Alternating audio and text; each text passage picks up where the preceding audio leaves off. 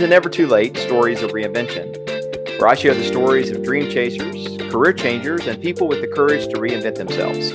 I'm Eric Cooter, and each episode I sit down with someone who has taken a leap, discovered a new path, or found joy in the unexpected. These conversations are about hope, resilience, and they remind us all that it's never too late to chase our dreams. Well, on today's episode, I'm joined by Monica Ricci, a coach, speaker, and facilitator who spent more than 20 years helping people create positive change. Monica began her career as a productivity and organizing expert and now works as a certified heroic coach and Gottman 7 Principles leader. Can you tell I'm reading that? She's guiding individuals and couples toward clarity, purpose, and healthier relationships. Monica, thank you so much for being a guest on the podcast tonight. Thank you so much, Eric, for having me. I'm excited for our conversation. I really appreciate it. So let's jump in. So if you were going to introduce yourself to somebody, how would you do that when somebody says, Monica, so what do you do? This has been an ongoing question because a lot of what I do is really, I guess you could call life coaching, but there's almost nothing I dislike more than the word life coach because it's just so wildly vague. Mm-hmm. So basically, I have come around to saying I'm a personal growth coach, which means I help people to escape regret and navigate change and build a meaningful life. Because that's really what it comes down to. When I think about the common threads in my work, that's so much of what it comes down to is leaving the past in the past, letting go of regret, navigating transition, and in the process, creating and experiencing life in a more meaningful and fulfilling way. You know, I love that phrase. If you don't mind, I'm not gonna steal it. I like it. I want to hone in on that. Escape regret. Oh my gosh, that is powerful if you think about it. Because I know a lot of us have lived our lives with some kind of regret. I mean, it's impossible to live without some type of regret, but to actually let that go, because it's kind of like an anchor sometimes. Yeah. It is an anchor. Yeah, it is. And I was just having this conversation with a client this morning. We were talking about holding grudges and the things that we carry from our past. And I said, there are times when I struggle with grace, with giving people grace, but then I recognize that I myself have been given so much grace. And that helps me to, it kind of rebalances the scales, I guess, if you will. Yeah. And it helps me to soften in situations like that, where it can be very, very hard. Yeah. Yeah. I'm very familiar with that term from my vocation as a priest, what the word grace means. I'm curious, when you think of grace, how does that, how would you define that? On a mortal level, I would define it as extending someone the courtesy of being a flawed human being, the same way that you would want someone to extend that same courtesy to you. Yeah. And there are degrees and levels, of course. Yeah. Right? Somebody who, cuts you off in traffic gets and maybe requires a different level of grace than someone who, causes you great grievous personal harm in some other way, Yeah. Yeah.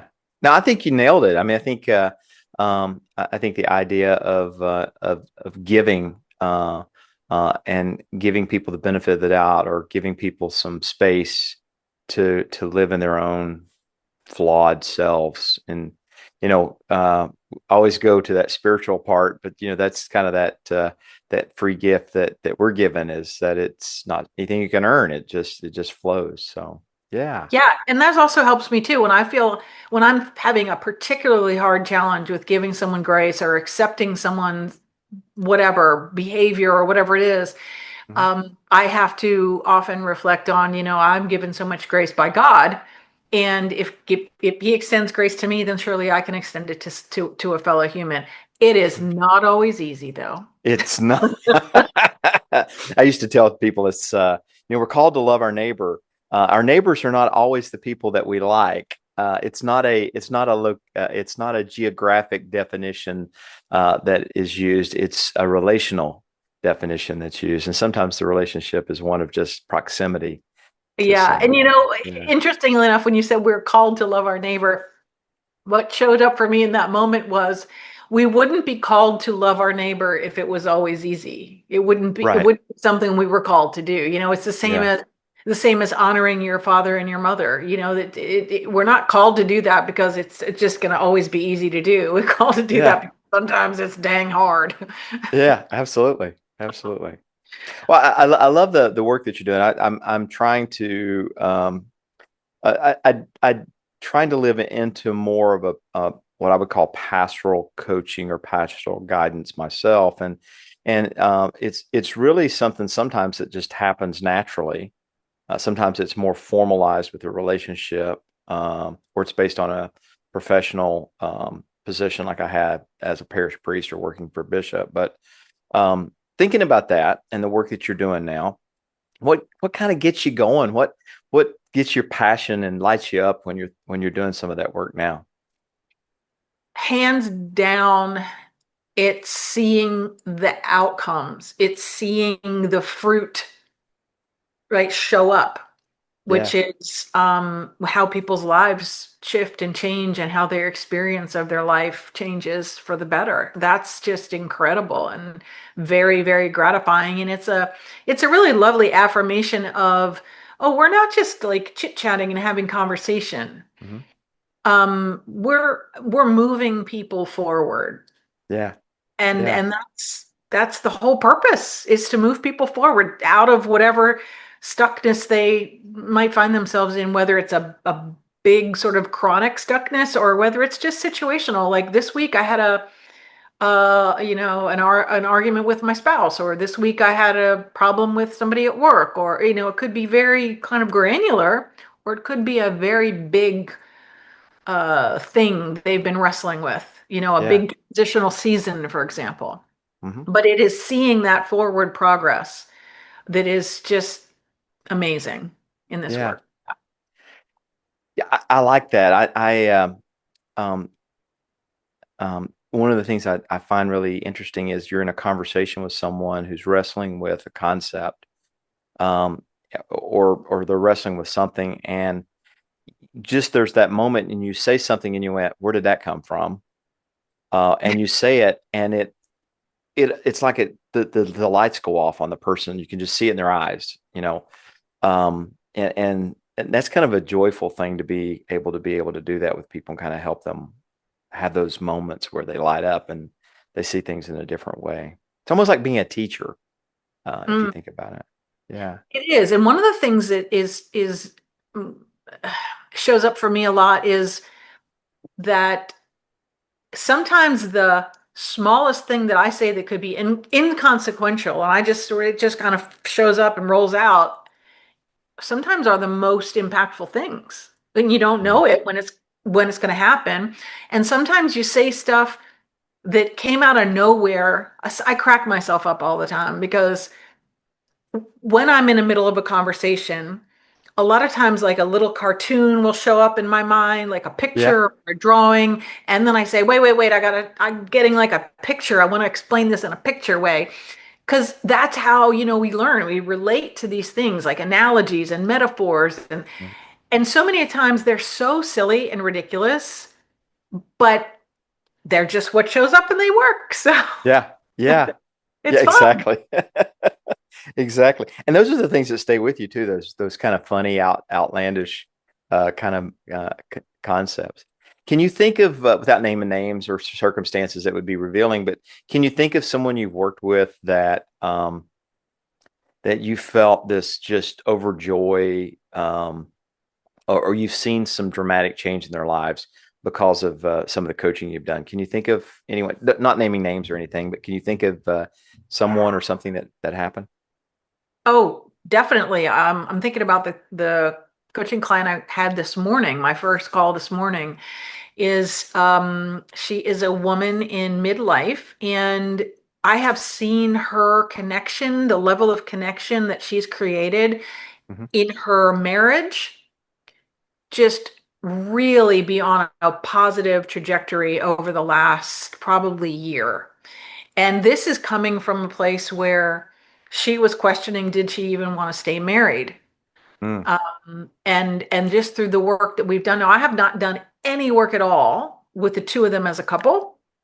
This is just me working with her and Hmm. shifting her perceptions, her perspectives, and how she can show up in different ways and how she can reconcile the ways that she may have been abandoning herself in the past in favor Hmm. of these roles of wife and mother, and how it created resentment, and how, like, sort of moving through and healing that. And so now when we check in on how are things with the marriage, they're feeling a lot more connected. They're Wow. just enjoying a different level of relationship, and it's continuing to move and grow in that direction, because it doesn't happen overnight, of course, Sure. especially with Yeah. someone like that who's been married 30 years. But any movement in the right direction is always encouraging, and I know that she and he both appreciate that. Yeah. Oh, that's wonderful. Hmm. I always had to when I was serving as a parish priest and I was doing spiritual counseling with someone.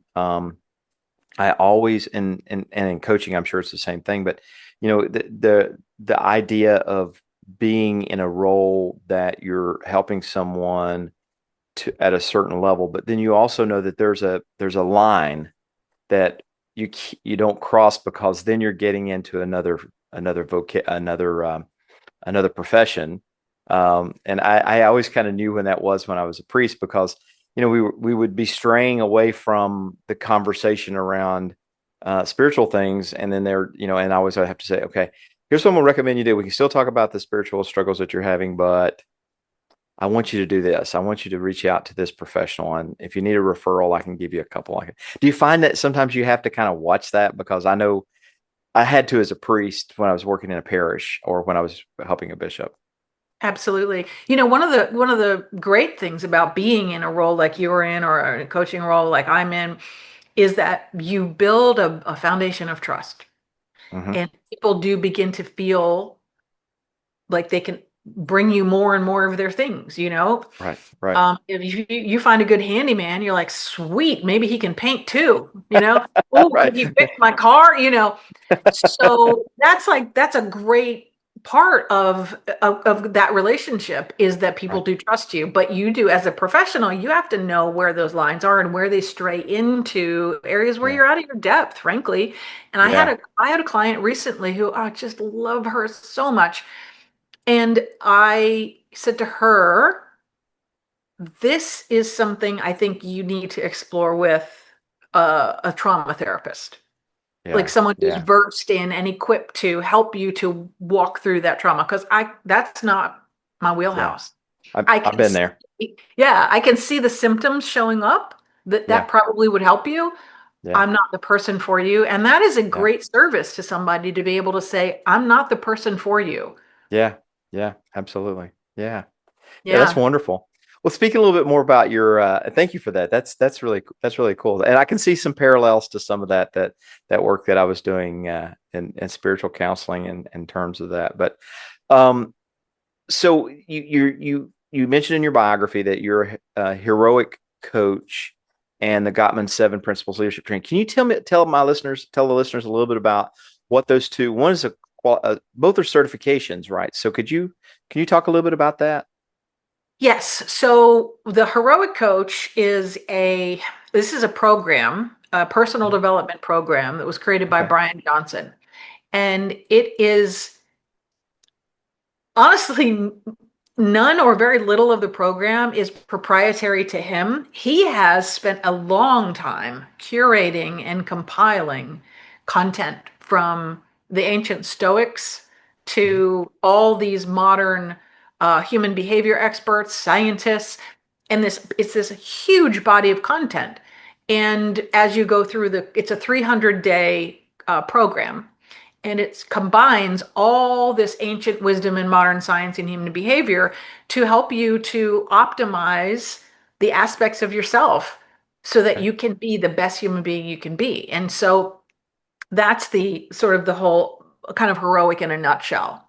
Okay. And then the Gottman Seven Leaders is actually not a certification as they call it, but it's probably more of a qualification Okay. where the certified areas of Gottman are sort of higher level and they require you to be, many of them, most of them require you to be a therapist, a Okay. licensed counselor, things like that. But qualifications that anyone can be, a layperson can be a Gottman Seven Principles leader if you go through and you complete the coursework for it. Okay.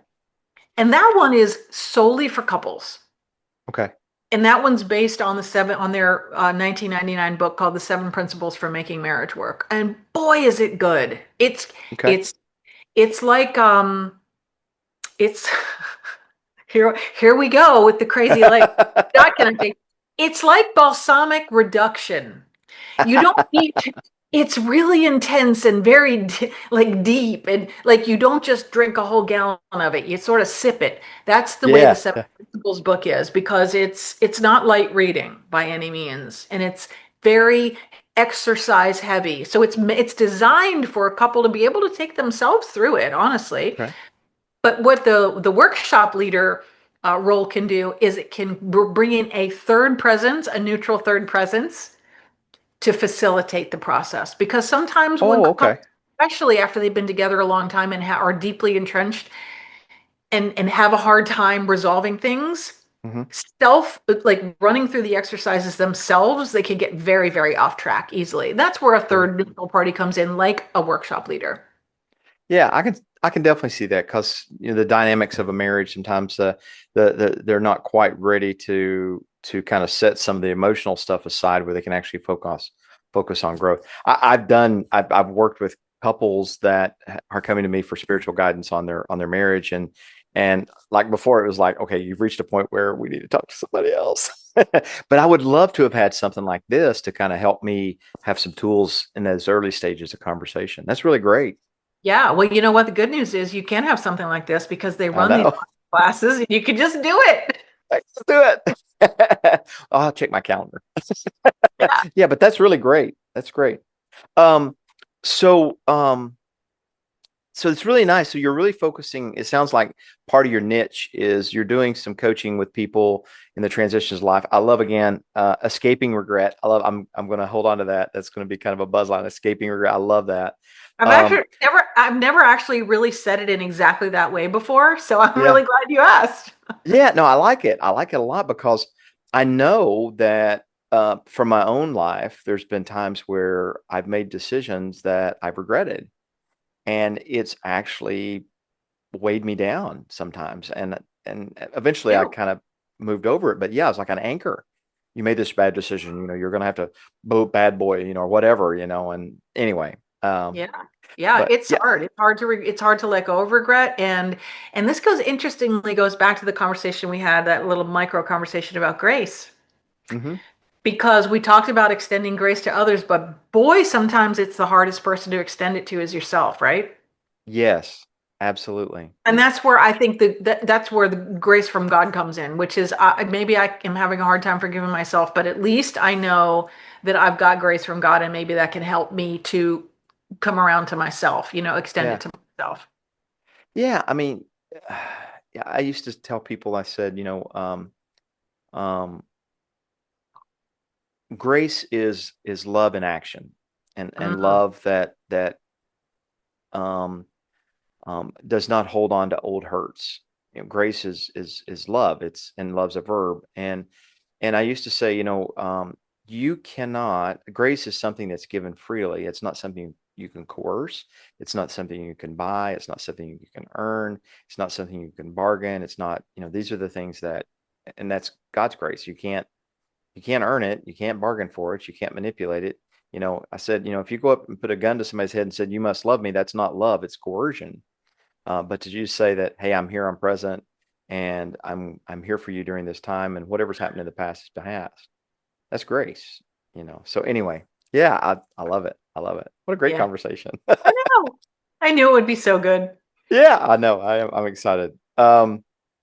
So so it sounds like your niche is or part of your niche in coaching and guiding is around couples and marriage, and that's not what you're solely doing, but that's kind of a an area that you're focused on. Is that right? It sort of just overlaps. So, Overlaps. for example, if you were let's say, football coach, Hmm. you would have different areas that you would work with people on. You'd work with the kickers on kicking, and you'd work with the quarterback on pat, right? You work with the tackling. There's lots of different things that go into coaching a football team, and it's sort of the same thing with human beings, right? Because we have our work life, we have our personal life, we have our spiritual life, we have all these different domains of life, and they Right. sort of all intertwine and overlap. And so Hmm. sometimes when I start with somebody, I have clients that sought me out specifically for leadership around they own small businesses, for example. Hmm. But ultimately, because we're human beings and we bring ourselves to every situation we're in, these other areas always seem to come into play intermittently, on and off as Gotcha. needed. Yeah, Yeah. Yeah. Yeah. because we're whole people. We're We we're we're are. Yeah. we're holistic, and we can't just separate our work self from our love self from our personal self. Yeah, but do you think our culture sometimes though expects us to box in like that? You go to work, you're 9 to 5, and okay, so you're here, and in this role, this is all I really am concerned about sometimes in the corporate world, whatever that might look like. Or I think. do you think not my expectation, but sometimes the expectation of the employer or the organization? I'm Yes, and just sometimes I curious. think it's our own expectation too. Mm, And there's a discernment there. There's an important discernment there, which is how much of myself do I bring?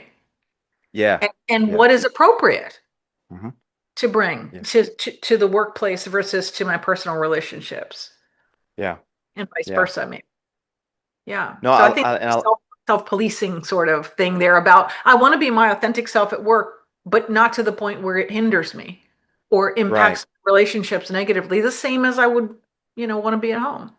yeah.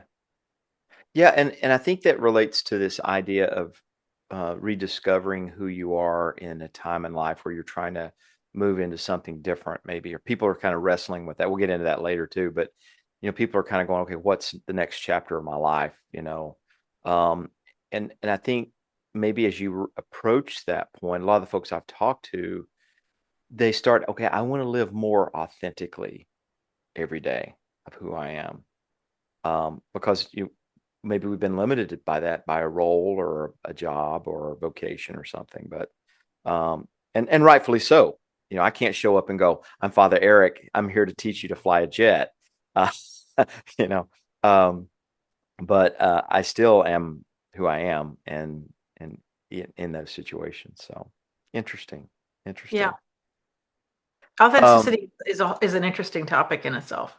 yeah, absolutely, absolutely.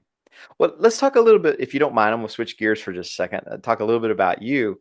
Um, and I know you shared with me a really unique story I want to get to here in a second of a really cool experience that you've had recently, if you want to share that. But before we jump into that, take us back a little bit, and can you talk a little bit about your background, maybe where you grew up, or anything you want to share about who you are and what's brought you to where you are now, and that, just so we get to know you a little bit better. Anything you'd like to share? Yeah, sure. Well, I grew up on the East Coast, even though I am in the Pacific Northwest and Las Vegas at the moment, splitting time between those two. So this is all new experience for me, the specific time zone. And I mean, it's the struggle is real with the It time is zone. real. Yes. It's real. Yeah. And so I grew up on the East Coast and loved it. And for the last 25 years, almost, well, maybe a little bit more, I was in Atlanta, Georgia, Mhm. which is where I started my organizing and productivity business in 1998. Oh, wow. And so that business came about because I was in this transitional sort of season of my life where I had moved to the south, maybe a year, less than a year prior. And I just wasn't sure which direction I was going to go with my life, with my career. Mhm. And I sat down and I made a list on paper of the things that I was naturally gifted at and the things that I had learned over the years and kind of what my skills and expertise were. And I said, how do these things all overlap? And that was kind of a rudimentary way of giving myself some direction. And I came up with this thought out of the blue. I wonder if people would pay me to throw their stuff away. That's weird. And I didn't I know. like it. I mean, it was just like it's just the organic kind of thought, and at that time, the world of what we now know as organizing experts, professional organizing, that kind of thing, was really in its infancy for the most part. Sure. It had only been around probably I think since the early to mid '80s, and there weren't really that many people who were doing it. And we were all just out there kind of inventing it. It was like the Wild West, as they say, of an industry Yeah. when it just sort of beginning to grassroots itself together.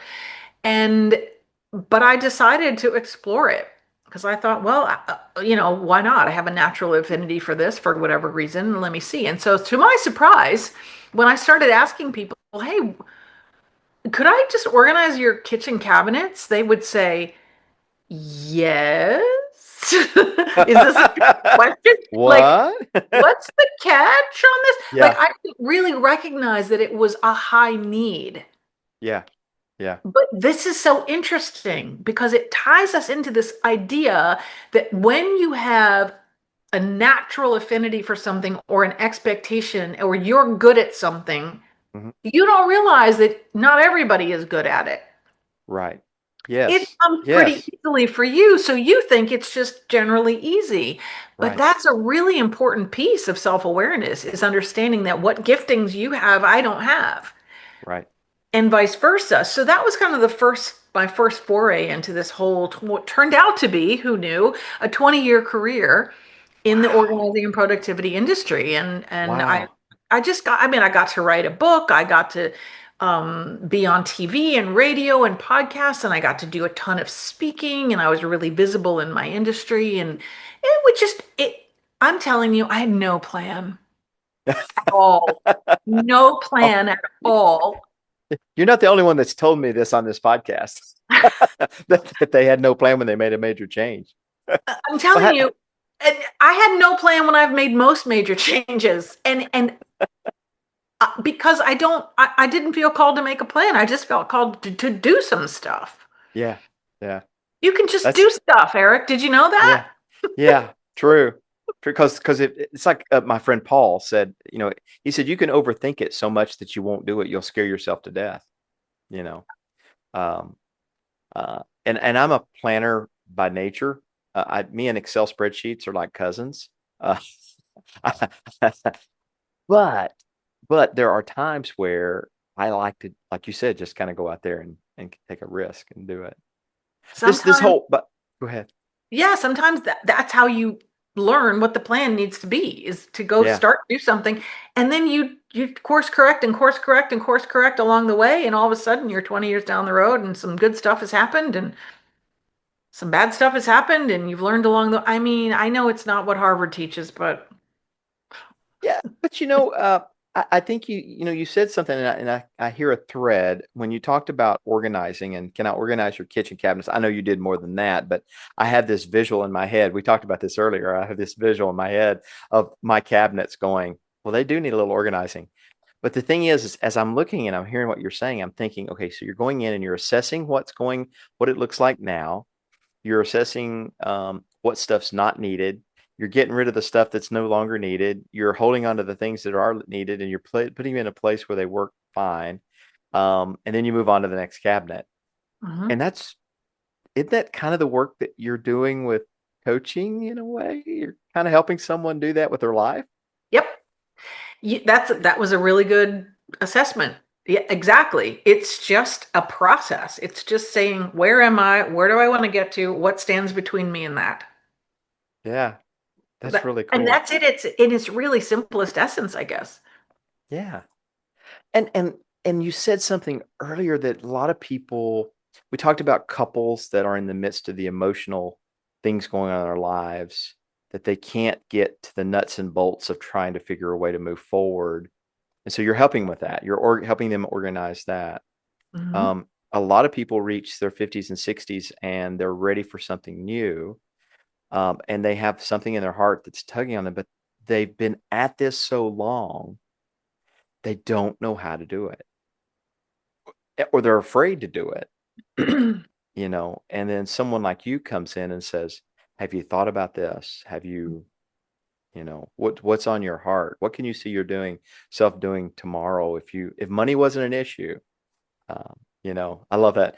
Spiritual directors have this thing they do. It says, how's your prayer life? Or talk to me about your prayer life. I think coaches have one. It's like, if you hadn't, if money wasn't an issue and time wasn't an issue, what would you be doing tomorrow morning? I don't Yeah, know. yeah. Well, it kind of goes back to what we talked about earlier when we were talking about oh my gosh, I just lost my thought. You said something that reminded me of something you said earlier, and I was like, oh, I want to jump on that. What the heck was it? Hmm. See Oh, if I can making a change. making a change. So when I shifted from this career, this long-standing career where I was very visible and a leader in my industry and all this great stuff that I got to do, there was a period where I did what you talked about, which is if you think about it too much, you're not going to go. You're not going to jump, right? Right. And one of the things I recognized because I was really, and I have been for a long time, focused on let me expand my thinking. Let me expand my awareness into my own roadblocks. Hmm. And I recognized that part of the reason I was on the fence for, oh gosh, probably it was, I'm embarrassed to say, I was probably on the fence for about 3 years. The last Mm, probably 3 years of my business were very uncomfortable. mm, But it was so much of it was my ego was mm, in my way because here you are and anybody who reaches any kind of age in life is going to probably reconcile changing careers, and there's that thing of that sunk cost fallacy, and this is where the marriage part comes back into it, reconnects. I've been in this marriage for 30 years, 40 yeah. years, like I may as well just hang in there for the next 40. Or I've been at this job for 40 years or 30 years. I may as well hang in there. It's that sunk cost fallacy of, well, since I've invested this much already, I may as well just stay here, even though I'm miserable every day. Right. That Right. was kind of where I was at in my work. I was like, "God, do I really want to start over in a whole new thing where I'm nobody?" Hmm. And then I recognized, oh, girl, that's your ego, first of all, talking. And Yeah. secondly, how about if we talk to ourselves the way we would talk to our client and remind ourselves that you're never really restarting from zero. You're always bringing an entire history and experience Yeah. with you. Yeah. And Absolutely. and that can ease that trepidation about making a change, because this is what we're talking about. Our big idea today is, right, is making change, Right. is is you know, making big life shifts. And that remembrance that you're always bringing yourself with you, and that includes all of your learnings, all of Hmm. your failings, and all of your experience and wisdom. You don't just leave it behind and go, okay, well, I'm an infant again. Right. Right. And you don't realize how heavily that's going to play into your new endeavor. Yeah, I can see that. Yeah, I've come back into an industry where in some ways I've been at it as an avocation since I was 15. In other ways, it's a different part of this industry that I've only been a part of for 3 years, and people's perceptions of me are very narrow. The blinders are, I only see you in this role. They have no idea what I've done in the past. Right. Um, and do I feel like I have to show up and show them that? No. Um, but that is part of the ego thing, and it's hard for people sometimes to say, I have all this, I have all this experience and stuff, but I have to show up in this particular way. Um, but maybe that showing up and all that experience and all that is really for us as we're living into this new endeavor. I don't know. I'm speaking from my own experience. What about you? I love what you just said. And I think you're right. I think that it's almost harder to convince yourself than to create a level of trust and credibility with others, Yeah. because it's the imposter within ourselves that continually makes us doubt. And Yeah. it's really that person, that imposter, is sometimes hard to wrestle with. And it Hmm. is a powerful person who can say, I do know what I'm doing. I Hmm. am highly competent, Right. Right. without being full of hubris, without being arrogant, and also know that they may not know everything, but they're highly competent and always continuing to grow. Like, to me, that's the sweet spot. Yeah. It's a quiet confidence when you show up like that, isn't it? Um, That's a great way to put it. Yeah. It it's a really is, because it's you don't have to, like, convince people. You don't have to tell people. You just show up as yourself, and then you yeah. let them decide. Yeah. Yeah, absolutely. And if they don't, who cares? I mean, It- that's a great, we get to an age in this life, it seems. And I think I'm just experiencing, I just crossed a threshold of a few decades that I didn't know I would, I don't feel that I'm this decade. I I don't know, me always too. look like I'm this decade, but I've crossed this decade. When I think of my parents, it was like, oh my God, they're so old. And I'm sitting here going, but I'm not.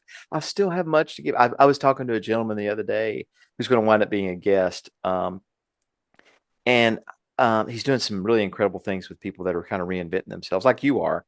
Um, but he's talks about people that reach a certain age, and our society has, because of certain things like Social Security and things like that, they've connected a certain decade to, I'm no longer working and I'm just going to go out into the sunset and go on cruises and live it up and not have any value to society. But the reality, he says, is there's, I forget how many he said, 55 million people of that age that, and there's so many millions of jobs out there that people with that kind of ability to show up with experience are still viable and they still want to contribute. I took us way down a Absolutely. bunny trail. I'm so sorry. No, you're right though. Alan Weiss, the great Alan Weiss, the consultant, wrote a book several years ago called Three Score and More. Mhm. And it was about exactly that thing, about how when people get into their 60s, there's a certain sort of vibe out there that's like, well, what are you still interested in working for? You don't have anything to contribute. And the Right, opposite is exactly true, which is, y'all, we invented the internet. We, right. right? We Like, did. I don't understand what you're talking about, because we have 40 years of all this life and work experience to bring to bear for an organization or for ourselves, that is really valuable. Right. and Absolutely. and the mistakes that companies can make, where they sort of cut loose their more seasoned veteran team members because they're making too much money, and Yeah. they backfill those positions with younger, inexperienced, or less experienced, and therefore less expensive. Mhm. But what they've lost is valuable institutional knowledge and Absolutely. wisdom and Yeah. experience. And it's a good book. It's a really good book. I didn't mean to I accidentally what no plug no a book no no. here, but What was the name of it again? Because I'll it's I'll try to called put it in the show. Three Score and More. We score more. Oh, I love it. I read a book. Oh gosh. She's on CBS News. I can't remember her name. Um, I'll think of it. But she wrote a book about people in their um, the second half or something. And she does Sunday mornings on CBS News. I can't remember her name. Jane Pauley. Jane Pauley Oh, wrote a book. oh, okay. That's another good book about people in their second, how was it she said, like their second stage of life. And Mhm. it's really great, this idea. So, okay. Bunny trails. I love it. That's why I said the outline is nothing but just to keep me on track. I It's better got just it. to have the conversation. All right, so let me bring us back for just a minute. So you had this major transition. You left the organization. I just imagine what that was like, and and how much fun that could have been to do that kind of work. Um, so you went from that. You transitioned. What was the transition from that to what? That's when I transitioned into coaching because Coaching. Okay. what I recognized was I was so exhausted and depleted, just mentally exhausted. It's a physical business that one, but it's the mental exhaustion that got me. And I started getting inklings that it was time for me to figure out my next thing when I began how can I say this? Noticing myself wanting to roll my eyes a lot when I was working with clients. And I thought, ooh, that's probably not good. Yeah. And then I found myself when I would open my email, I would pray that there would be no new clients in there. Ah. And I would, when the phone would ring, I would just think, oh, I just hope this isn't a new client. Those were big clues Yeah. for me Yeah. to look inward and go, what is going on with you, girl? If So, you were going to define those clues, mm, um, if you were going to coach someone's coming to you, hey, I'm thinking about a new life change. I'm in my 60s or I'm in my late 50s, and I'm thinking, and they're telling you these things. How would you kind of help them clarify what's going on, and how would you help them define what's going on when those things happen? The emails and oh my God, not another client, blah blah blah. How would you, if you don't mind, how would you help somebody kind of get to a point where they realize that it may be time for change? the first thing that I would do would be to try to articulate clearly what those emotions are that come up. Like, Ooh, okay. like what are the names of them? Because they're not all the Yeah, same. So when yeah. I did that for myself and I had to inquire what were these emotions, I felt again just exhausted, just um depleted, just defeated. Hmm. And then when I followed those threads, I thought, well, why do I feel so exhausted? Why do I feel so this way? Somebody else might have different emotions. They might come up with, sad or hopeless or whatever it might be. And then you follow the thread and you go, well, what's going on? What makes you feel that way? And what I recognized in that moment for myself was that I was exhausted by always having to have answers and always having to solve problems. Yeah. And what I Yes. also know is that although I'm a very good problem solver, it is not my zone of genius. And Gay Ooh. Hendricks talks about when we are working in our zone of I'm competence. I'm writing again. Okay. Go ahead, go. Go ahead. We are working in our zone of competence. We can do it and it's fine, but it's exhausting on the long term. And if we can shift into working in our zone of genius, Yes. that's energizing Oh yeah. Yeah. in long Oh my term. gosh. You are so right. Competence. I was See the job I had, the call I had as a priest in the last 2 years of my ministry was the assistant to the bishop, and I was the problem solver. I was the velvet hammer. I was the person that went Mhm. into the difficult places and did the things, blah blah blah. I was I, this is my definition. I felt like I was good at it. It was easy, Mhm. but there was no passion. Mhm. Where I had passion was when I would go and be working with a young priest who's struggling, who really needs somebody to coach and guide, and they just need somebody to be there and support them. And that's where my energy came from, you know. Um, yeah, thank you. Huh. Well, Zone of Genius. I will not forget that. yeah, that's another great book, The Big Leap. It's another really good book, and that Can you Gay give me a Hendricks talks. list of all these really cool books that you? I could, I think yeah. I need them. I think I need them. It's just All like right. little snippets from a book here and a book here. You never remember the whole book, but boy, you remember ideas and thoughts and quotes and snippets and stuff. And Yeah. oh, you get to be a certain age and you read enough and you're in the world enough, stuff starts to stick. Yeah, and you can relate it because you're seeing it. Yeah, I gotcha. I Yeah. gotcha. When I'm in So my zone of genius, and when you're in your zone of genius, you're just in flow. yeah, You are just using your giftings and the skills then that you've honed. If you take a gift and you apply practice to it and repetition to it, that's mastery. And when you're in your zone of genius, and it's just like effortless. what time seems not to exist. There's Yep. times where when I'm doing something creative, I'm just speaking about me. I'm sorry, I don't mean to talk about me, but I'm just trying to Sure. relate. But when it seems like for me, creativity, when I'm doing something creative, time doesn't exist. It's I'm enjoying it so much Mhm. that I can't. But if I'm doing something that I'm competent at, that I know I've got to accomplish, I'm looking at the clock. Wow, you're a Yeah. good coach. You're a good coach. All right. So to speaking of coaching, I have a couple more questions for you, and then I want to transition one more time. You talked about the Gottman 7 and Mhm. the Gottman principle. And just for my listeners, just to kind of touch on that for a little bit, because that seems like your passion is coaching and working with couples, one of your passions, but this passion that's kind of part of what you do.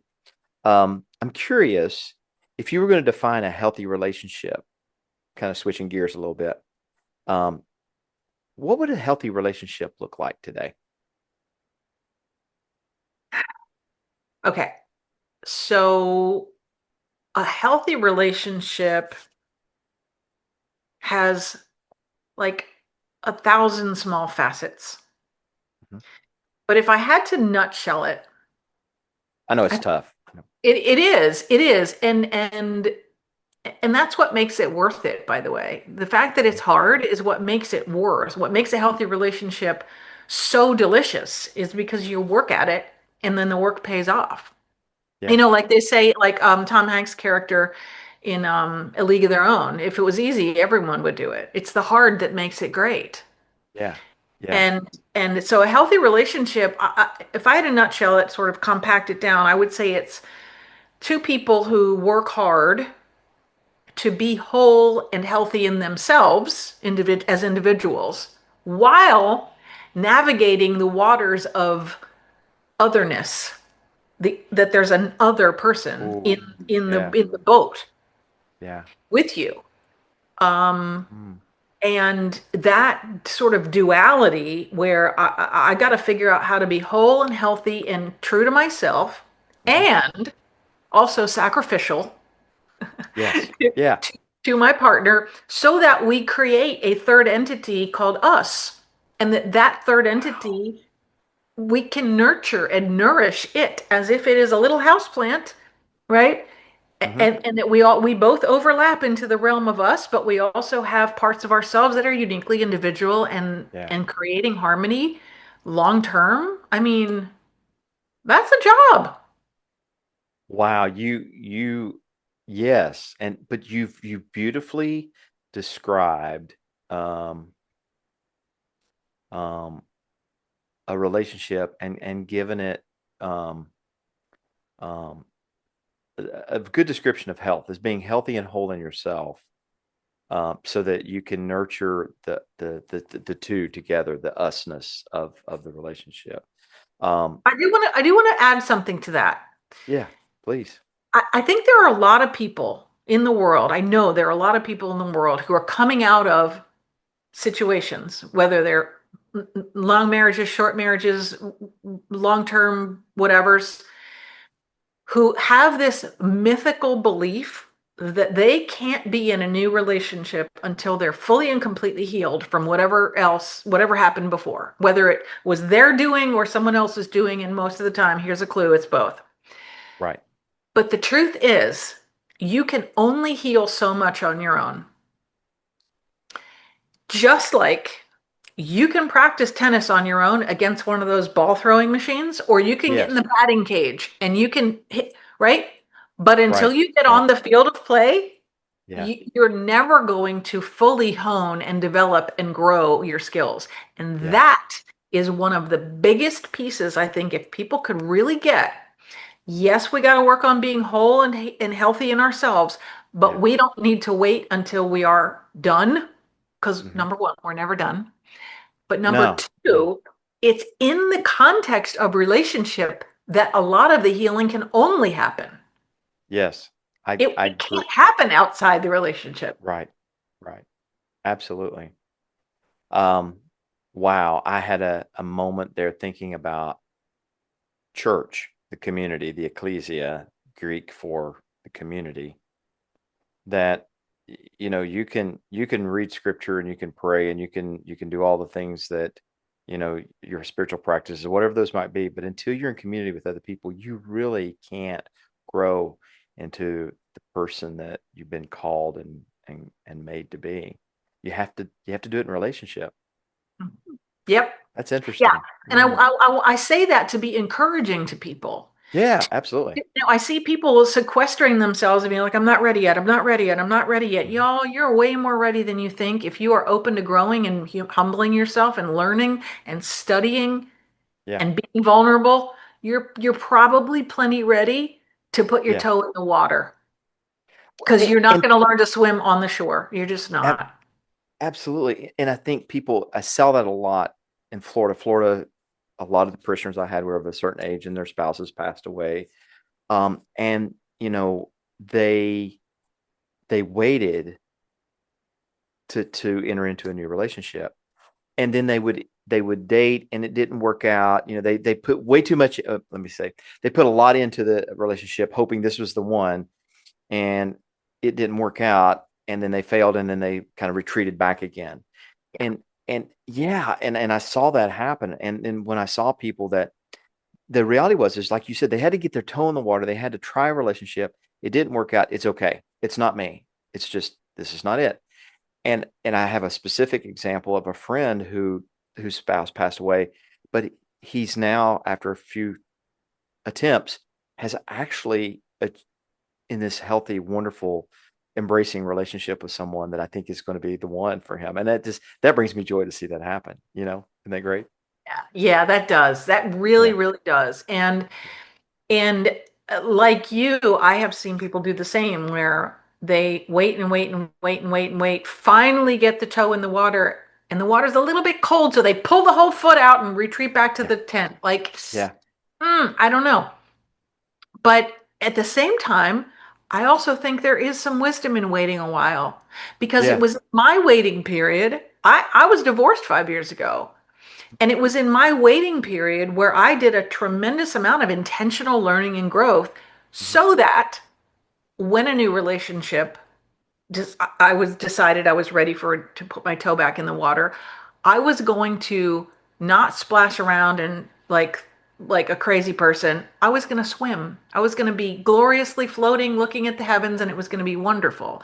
Yeah. And so my 3 years was intentional waiting, and then the relationship that I wanted actually showed up because I Yeah. was, Isn't that great? yeah, When it just shows up. I love it. yeah, just showed Yeah. up. Yeah. That's usually a good sign too. When we push things, it doesn't always happen. Sometimes when we wait patiently, it comes to us. Yeah, Yeah, interesting. yeah. Interesting. I guess what I hear you saying, and maybe just help maybe clarify. There's no We're humans. There's no specific formula or box that works for everyone in those situations. Exactly. I think that there are rules of thumb, though. I think that jumping from one relationship to the next is never smart Hmm. Hmm. without a buffer time. And I also think that resigning yourself to the oh well, I'll always be single is also maybe not smart. Which is Yeah.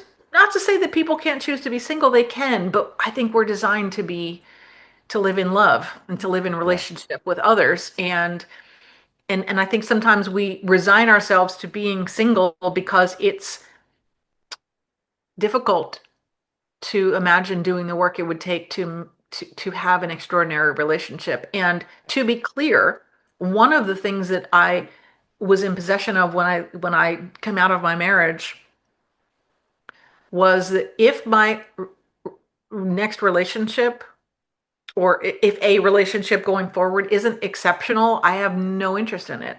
And There that you means go. I have to be willing to do the work. I'm not putting that on someone else. That Yeah. has to be two people creating something exceptional. I am not settling for just okay. And I'm going to take that for a moment because I think that's what a lot of us 50 and 60-year-olds that are trying to reimagine their next chapter in their life. If I'm going to give my time to something at this stage of my life, it better dang well be worth it. Hmm. If I'm going to put the energy into it, I am not going to do it for reasons other than I want joy, passion, peace, fulfillment, and giving back to others. Yeah. Wow. Okay, I'm writing that down because I just preached to myself. You just helped me preach to myself. Wow.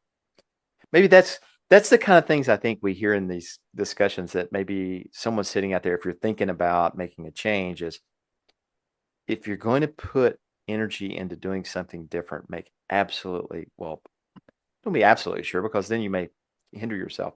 But it sounds like, at least for me, the next chapter or whatever I'm going to be doing is going to be something that it's going to be worth it. It should Relationship. be an Yeah. alignment, right? Yeah. Yeah. That's a huge word for me in my life in the last probably 5, 6 years is alignment. Yeah. And sometimes it's hard to recognize how out of alignment you are, Yes. but that's where spending time with yourself and really, asking yourself, what is important to me? What do I want? Yeah. What The are my, why. yeah, What's my why? The why is the driver for whatever it is that we want to, why do I want to do it? Yeah. Hey, I want to win the lottery. Well, why? yeah. Or I want to, yeah. Okay. Good, good. Couple more things. We're getting good here on the time. We're getting close, but I I, know. I, I yeah, is there an interesting is there anything interesting that's happened to you, or something that you've done that is could be inspiring to my listeners, where you've actually taken a risk? You don't have to go there. I'm leaving some ground there if you want to go there. I just think it was anyway. Is there anything that like that you've done that it could be anything that could be inspiring to the folks that are listening in on the podcast today? Yes. Yes, I have finally figured out that this thing is actually inspiring to people. As much as I didn't recognize it was in the moment, I do understand it now. So after my divorce in 2020, I took 6 months to get my feet under me. I stayed with some friends and just needed a quiet, soft place to land and get my head back together. And I, out of nowhere, made this decision to live nomadically because I had no home anymore. We had sold our home, we'd sold our mountain home. I didn't have any, I wasn't living anywhere. I was living in my friend's basement for 6 months. And I just had this inspired thought of, I can just travel. I'll just travel and I'll just visit all the people I never get to see because you know how it is, Eric. Oh, well, we should visit. We should catch up. You guys should come Yeah, here. No one ever with does that. with no intention of doing it, right? Even if you have the intention, you never get around to it. So I was Right, like, you know right. what? I have an opportunity now that is unprecedented. And so I traded my Lexus to my best friends for their minivan, which was 20 years old at the time, or close to it, 15 years old. And I got rid of most of my stuff. I put some stuff in storage and I loaded that van to the gills. And I spent 3 years traveling, just staying with friends and family and colleagues and literally nomadically living. Now I was working, so I wasn't just like on vacation. So I just needed Wi-Fi and a place to lay my head. And it was so much fun. That's And it was so awesome. so unscripted. Like, talk about having no plan. Remember, we said at the beginning of our Hmm. time, I Hmm. had no plan when I started my business in 1998. Well, listen, I had less of a plan now. But the other amazing thing is, it all just worked. It just worked. I would seriously, there were times when I didn't know where I would be sleeping the next week, Wow. but it never bothered me. It never stressed me. I just had this weird peace about it just all working out. And it always did. I never stayed for 3 years. I never stayed in a hotel once or an Airbnb one time. I Wow. just went from family Wow. members to friends to colleagues to people I knew from, years ago would see me on my travels and be like, when are you coming to my area? And I'd reach out and be like, well, I can be there in 2 weeks. How do you feel about that? And it just unfolded. It just, Oh my and gosh. that's the most amazing part for somebody who spent so many years planning and orchestrating and organizing. And it was the most beautiful, organic, just surrendering of watching life unfold. Yeah. Wow. I And mean, the it led me, courage. well, it's funny because I never thought about that at all in the moment. But looking back on it, I guess it did require courage to do that. Yeah. Yeah. I think a lot of people out there, when they think about doing something like that, is extremely frightening. Mhm. Um, but I think it's the planning piece of it that scares people. But I still want to say that you're very courageous to have done that, and how awesome that experience must have been. And did you feel like tell me about the relationships with friends? How did that change? That was the best part. Honestly, it was the best part because number one, I was rekindling old friendships and people I literally hadn't seen face to face in years, many years. Yeah. And then immersing in regular life with somebody is very different than being on vacation together. Oh yeah. And Yeah. it was lovely. It was absolutely lovely. I would swoop in, set up my stuff in a corner, use the guest room in most cases, or a couch or whatever, and then just assimilate and just begin doing the dishes and helping with meals and buying groceries and taking out the trash and just regular life, day to Wow. day life. And I specifically said to everyone I stayed with, I need for you to tell me how long you're comfortable with me staying, and we can Hmm. amend that if we need to in the middle. And Yep. I need you to not change a single thing about your life. Like, do not Wow. accommodate any way. Don't take off work. Just don't even worry about me. Yeah. Just give me the Wi-Fi password, and that'll be that. And believe it or not, I have more people than not saying, "Why are you leaving so soon? Oh, you're leaving already? You just, well, I feel like you just got here." And that to me was a testament of how flexible and adaptable I had been able to become Hmm. to just be essentially invisible Yeah. and leave a That's place a wonderful. little bit better than I found it in a lot of cases.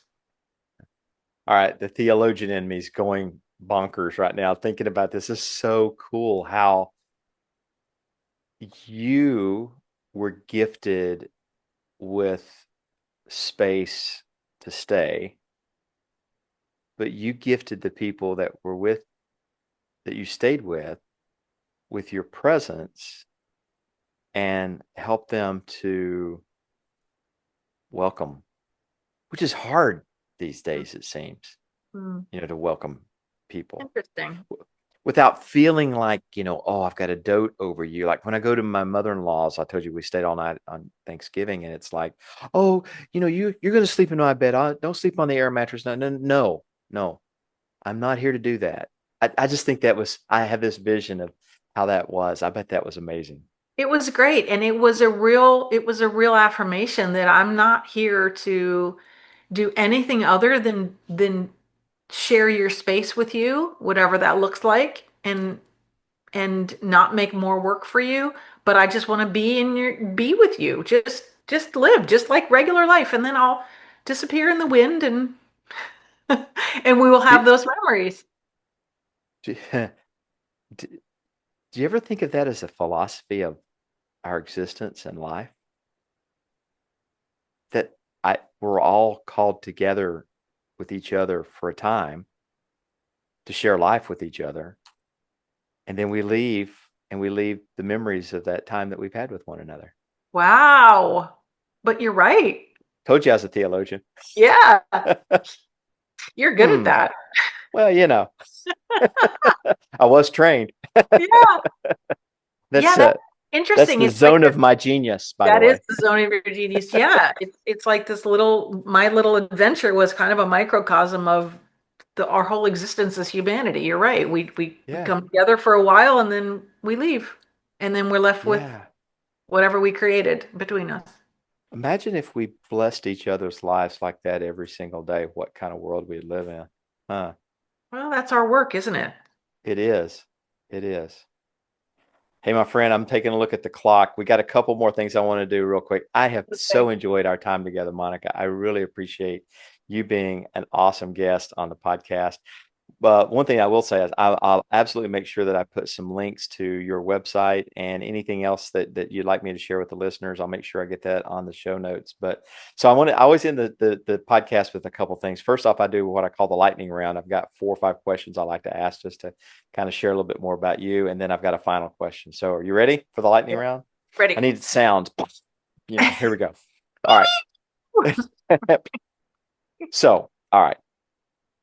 What song can you think of that always boosts your energy? Stone in Love, Journey. Good one. I love Journey. Good, good, good. All right. A book that changed how you think about life or relationships. Oh gosh. M. Scott Peck, The Road Less Traveled, is a really good one about life. And Good one. we recently read Men Are From Mars, Women Are From Venus, and it was really fascinating about how men and Hmm. women are just wired so wildly different. Really enlightening. Yes. Yeah. I will Yeah. not forget that one. Yeah. I remember that. That was 80s, 90s, 80s, right? 80s probably, yeah. 80s. Yeah. That was a good book. Yeah. Yeah. Yeah. All right. Couple more. The favorite place that you've traveled and why? Oh gosh, that's easy. I went on a cruise to Alaska in 2005, and the unspoiledness that you see when you get Hmm. off the boat, or even when you don't, Hmm. it's just breathtaking. And we saw a ton of humpback whales on our whale watch. It was Oh, just wow. so amazing. Just really wonderful. Yeah. My wife and I love to cruise. We haven't done the Alaska, but we're thinking about it. So now you've convinced me. That's all I needed to hear. All right, one last thing, one last question, then we'll get the final question. A Okay. small daily habit that makes a difference for you. Oh, this is so good. So I've gone through a lot of daily habits, and I sometimes I have do all of them, sometimes I just do one or two, but one of the ones I love the most is standing in the sun in the morning, preferably as early as the sun comes up, bare feet facing the sun, just eyes closed, and I just do like a 4 minute meditation, and I don't Mm, think about anything in particular. I just imagine myself being part of God's universe and how, intentional it was that we're all here. And it's just like 3 or 4 minutes. I love doing that. And oh I wow. also I love to move my body every day if Hmm. I can. Like whether it's a walk or lift weights or whatever it is, dancing, whatever it is, that physical movement is really important to me. Wow. Thank you. That's great. I love the sun, the standing in the sun, I like the balance of being still and being in motion. Those are great. Yeah. Those are great. Yeah. Being still. So much value in being still. Oh yeah. No kidding. No kidding. It's one of All my right. favorite verses, by the way. What's oh yeah, be still and Be know still and that. know that I am God. That's one of my Yeah, favorite. Yeah. absolutely. Absolutely. Well, it's always that still small voice is how God usually speaks to us. So, and usually it's through others, but we'll leave that there. That's another podcast for another time. I know. Here's the last question. I know I really appreciate the time and everything. So, I call the podcast Never Too Late, Stories of Reinvention. So, Monica, what would you say to someone who's facing a major life change and they feel stuck or they're afraid to begin?